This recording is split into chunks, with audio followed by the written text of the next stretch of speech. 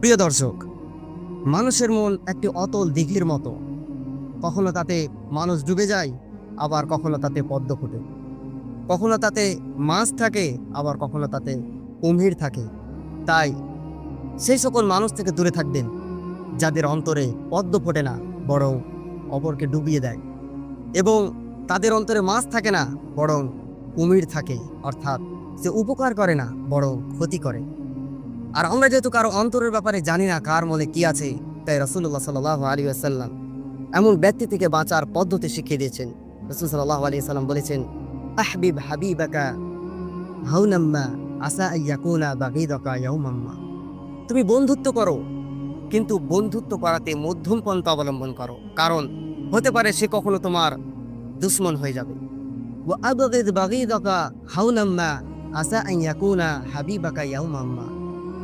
অনুরূপ কারোর সাথে দুশ্মনী করাতেও মধ্যম পন্থা অবলম্বন করো, কারণ হতে পারে কোনো একদিন সে তোমার বন্ধুতে পরিণত হবে, তখন তুমি লজ্জিত হবে।